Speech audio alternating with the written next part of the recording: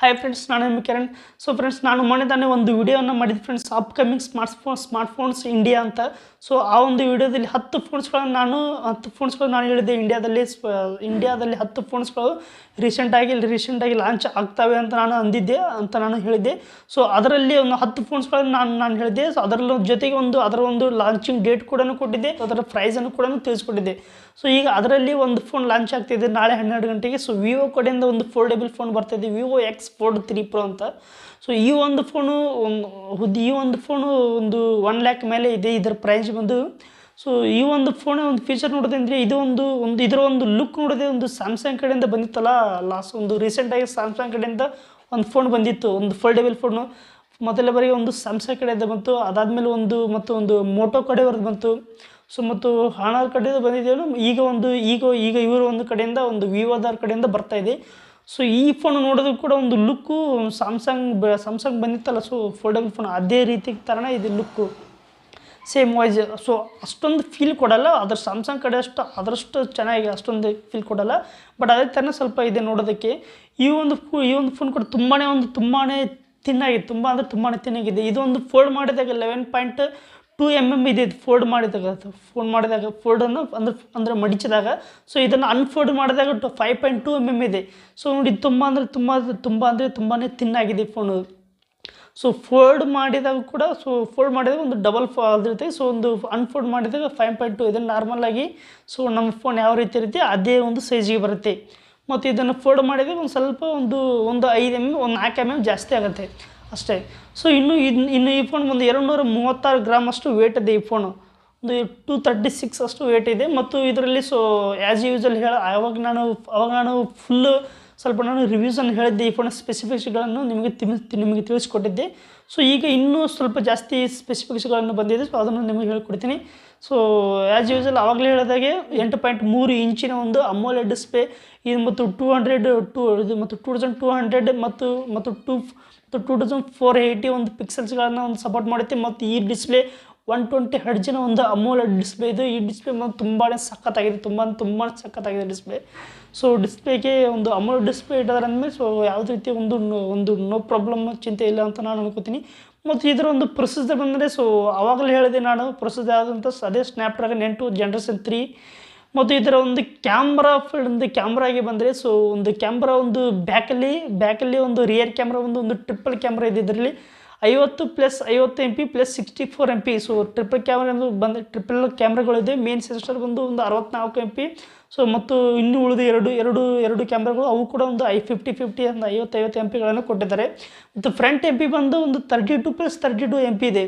So front ಯಾವ ರೀತಿ ಅಂದರೆ, ಇದನ್ನು ಫೋಲ್ಡ್ ಮಾಡಿದಾಗ ಒಂದು ಕ್ಯಾಮ್ರಾ ಇರುತ್ತೆ. ಸೊ ಈ ರೀತಿ ಫೋನನ್ನು ಫೋಲ್ಡ್ ಮಾಡ್ತೀವಿ, ಅದು ನಾರ್ಮಲ್ ನಮ್ಮ ಎಲ್ಲ ಫೋನ್ ಇರುತ್ತೆ.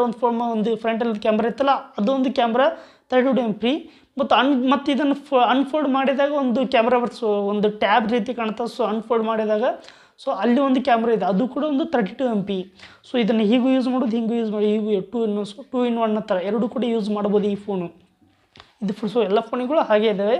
ಅದು ಒಂದು 32 MP, ಇದು 32 MP. ಸೊ ಒಟ್ಟಿನಲ್ಲಿ ಫ್ರಂಟು ಕೂಡ 32 MP ಮೆಗಾ ಪಿಕ್ಸೆಲ್ ಒಂದು ಕ್ಯಾಮ್ರಾ ಇವೆ. ಸೊ ಕ್ಯಾಮ್ರಾ ನಾನು ಸ್ಯಾಂಪಲ್ ನೋಡಿದೆ, ಕ್ಯಾಮ್ರಾ ಮಾತ್ರ ತುಂಬ ಚೆನ್ನಾಗಿದೆ, ಸಖತ್ತಾಗಿದೆ. ಸೊ ವಿವೋದವ್ರ ಕಡೆ ಅಂದರೆ ಒಂದು ಅಬ್ವಿಯಸ್ಲಿ ಕ್ಯಾಮ್ರಾ ತುಂಬ ಚೆನ್ನಾಗಿರುತ್ತೆ.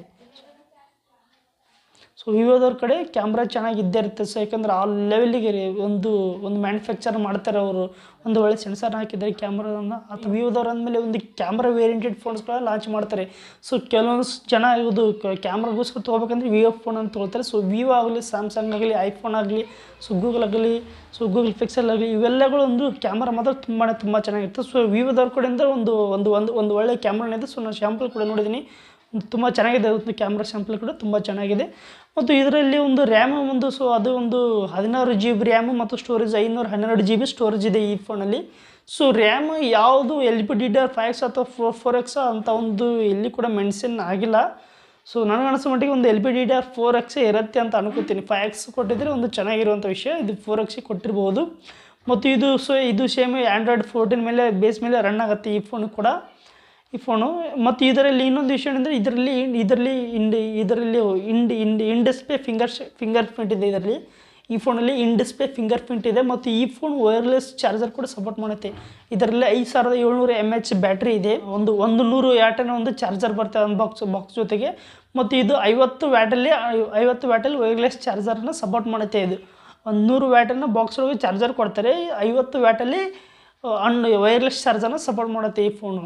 ಸೊ ಈ ಪ್ರೈಸ್ ಕೂಡ ತಕ್ಕ ಹಾಗೆ ಇಟ್ಟಿರ್ತಾನೆ. ಸೊ ನನಗೆ ಅನ್ಸುಂಟು ಈ ಪ್ರೈಸ್ 1,15,000 ಇರ್ಬೋದು ಅಂತ ನಾನು ಅಲ್ಲಿವರೆಗೆ ಬರುತ್ತೆ ಅಂತ ಅನ್ಕೋತೀನಿ. ಯಾಕೆಂದರೆ ಒಂದು ಪ್ರೀಮಿಯರ್ ಫೋನ್ ಆಗಿದೆ ಇದು, ಸ್ಯಾಮ್ಸಂಗ್ ಥರದ್ದೊಂದು ಪ್ರೀಮಿಯರ್ ಫೋನು, ಅದರಲ್ಲಿ ಕೂಡ ಫುಲ್ ಲೆವೆಲ್ ಫೋನು. ಸೊ 1,15,000 ಇರುತ್ತೆ ಅಂತ ಅನ್ಕೋತೀನಿ. ಸೊ ಇನ್ನೂ ಎಷ್ಟರದಲ್ಲಿ ಇರುತ್ತೆ. ಸೊ ಇನ್ನೂ ಕೂಡ ಕಡಿಮೆ ಆಗಬೇಕು. ಸೊ ಯಾಕಂದರೆ ವಿವೋ ಅಂದಮೇಲೆ ಸ್ವಲ್ಪ ಪ್ರೈಸ್ ರೇಂಜ್ ಕಡಿಮೆ ಇರಬೇಕು. ವಿವೋ ಬ್ರ್ಯಾಂಡಲ್ಲಿ ಇಷ್ಟೊಂದು ದುಡ್ಡನ್ನು ಕೊಟ್ಟು ಒಂದು ಫೋನ್ ತೊಗೊಳ್ಳೋದಂದರೆ ಸೊ ಜನಗಳಿಗೆ ಸ್ವಲ್ಪ ಜನರು ತೊಗೋತಾರೆ, ಸ್ವಲ್ಪ ಜನ ತೊಗೊಳ್ಳಲ್ಲ ಎಲ್ಲರೂ ಕೂಡ ಅಂತ ಅನ್ಕೋತೀನಿ ನಾನು.